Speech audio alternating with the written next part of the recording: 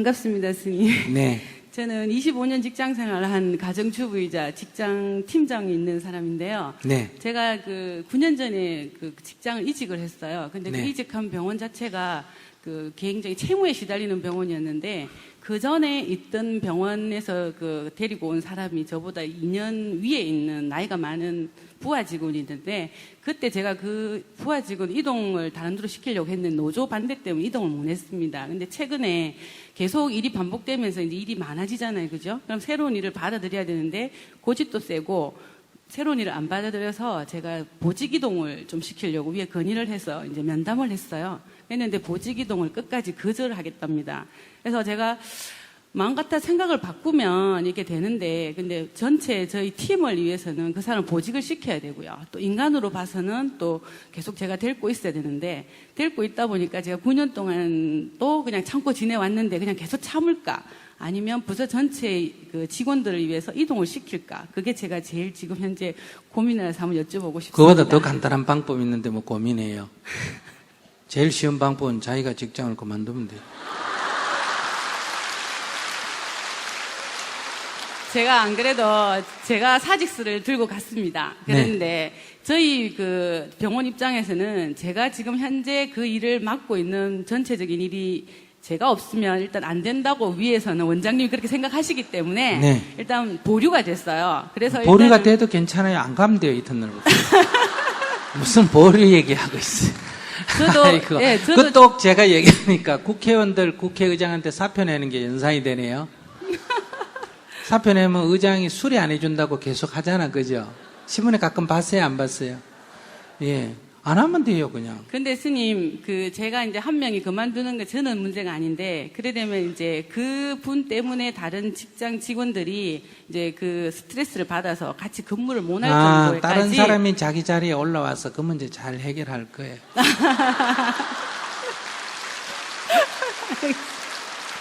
걱정 안 해도 돼요. 그러면 제가 사직을 하는 게 맞습니까? 아니, 제일 쉽다, 이 말이지. 하는 게 맞다가 아니라, 제일 쉽다는, 자기가 너무 골치 아파하니까. 네. 그러니까 그 제일 쉬운 방법은. 그건 제일 자기가 쉬운 방법을 제가 1차적으로 제일 먼저 대답을 했고요. 제가 선택을 했는데, 이제 그 전체적인 상황이 안 되니까, 이걸 이 사람을 끌고 갈 것인지, 아니면 진짜 힘이 들어도 보직을 이동을 시켜야 되는 건지. 그러니까 제일 쉬운 방법은 자기가 사직하는 게 제일 쉽다니까 그렇게 머리 아프게 생각하지 말고 자기가 사직을 안 시켜줘서 못하는 거예요. 솔직하게 사직은 하기 싫은 거예요. 사직을 안 시켜줘서 못 하고 있습니다. 지금 왜냐? 자기가 사직을 하려면 할 수 있어요? 네, 할 수 있습니다. 아니, 만약 위에서 사표만 받아주면 자기는 네, 안 네. 나가도 돼요? 네. 그럼 내일부터 나가지 마세요. 이 문제가 먼저 점검이 돼야 뒷문제를 잡을 수 있는데, 다시 얘기하지만은 자기는 병원을 그만두고 싶은데 병원에서 못 그만두게 해가 지금 다니는 거요. 자기는 병원에 다니면서 이 문제를 해결하고 싶은 거예요. 지금 현재까지 살아왔으니까 다니면서 해결을 하고 싶죠. 지금 현재 마음으로는요. 그러니까 우선 다녀야 되는 게 그러니까 나는 안 다니겠다 하는데 회사에서 있으라 그래가 어쩔 수 없이 있는 거예요. 있고 싶어서 있는 거예요. 지금은 그냥 있고 싶어서 있는 것 같습니다. 예.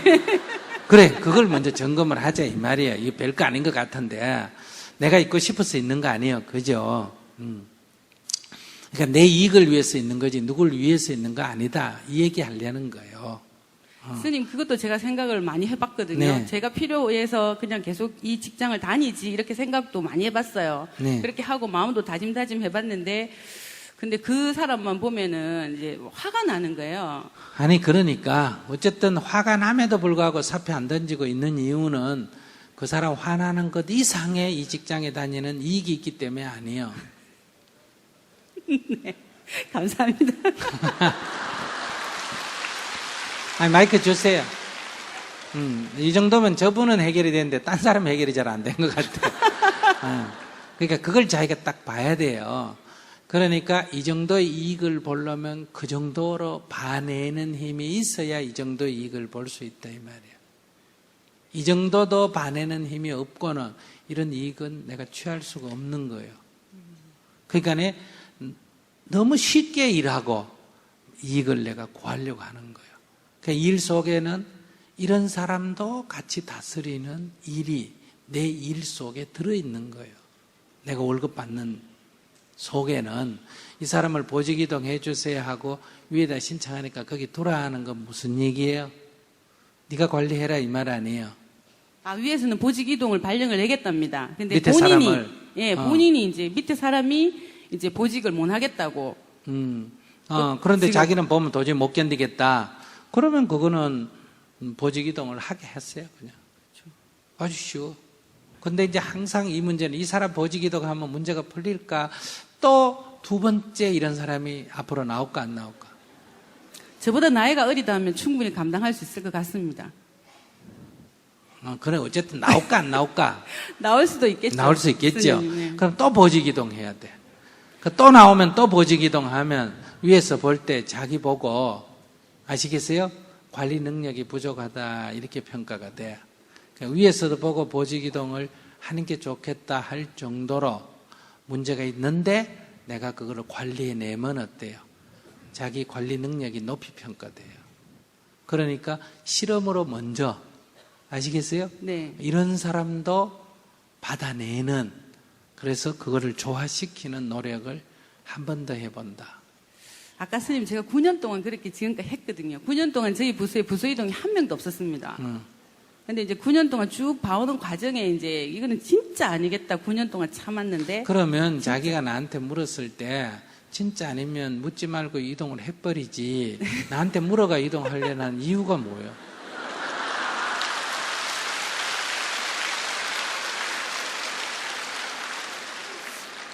그거는 이동을 안 하는 무슨 비법이 있겠나 이렇게 했거나 안 그러면 이동해서 비난받을 거를 나하고 좀 나눠 가지고 싶어서 그러거나 두 가지 아니겠어요? 어느 쪽이에요?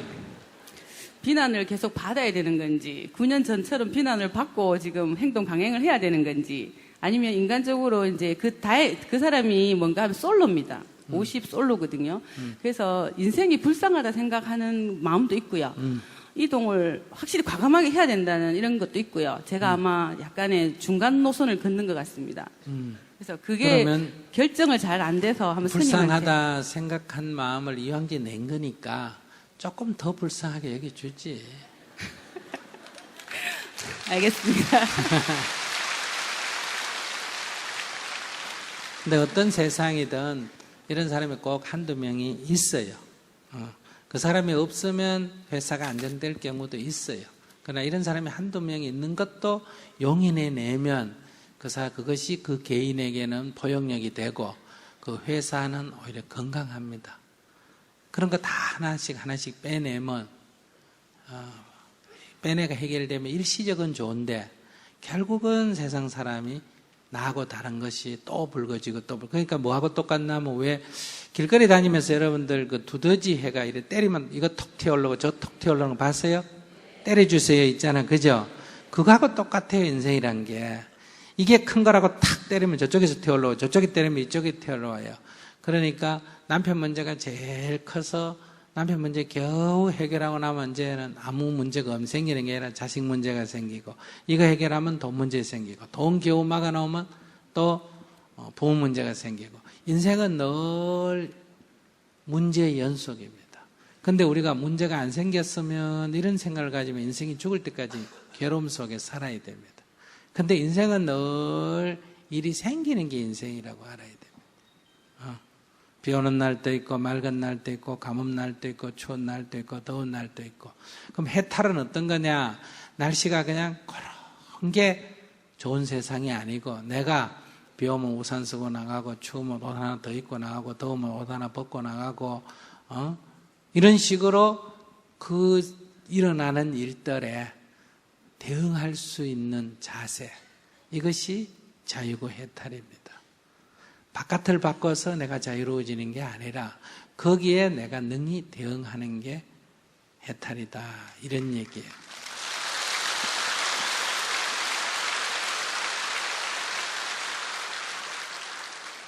그러니까 제일 쉬운 건 뭐예요? 내가 사표 내는 거고 두 번째 쉬운 거는 잘라버리는 거고 세 번째 제일 어려운 게 안고 가는 거다. 자기 얘기 들어보면 이런 결론이 있지 않습니까? 그죠? 그럼 쉬운 길을 갈래? 어려운 과제를 한번 해결해 볼래? 9년의 도전에 실패를 하고 결국은 자를래. 9년까지 참아온 거 한 번 더 노력해가 성공을 할래.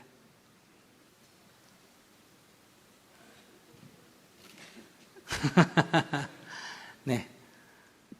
자기는 어떤 생각이야?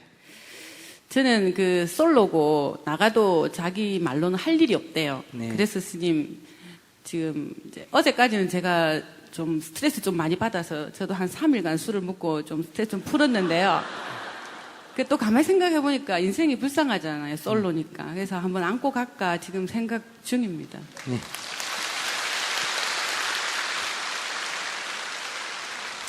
제가 아까도 얘기했지만 스님 왜 이런 권유를 할까?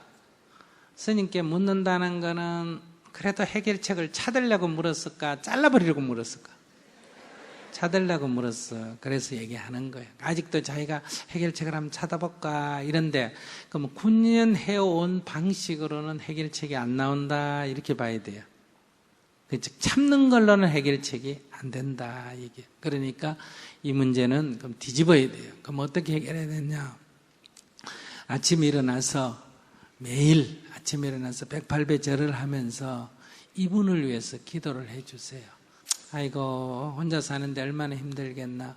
그래 오빠라고 생각하면 언니라고 생각하면 어떻겠나. 이렇게 하면서 그분을 위해서 기도를 해줘야 돼요. 그러면 아마 해결책이 좀 쉽게 저절로 나올 거예요. 네, 다음 분.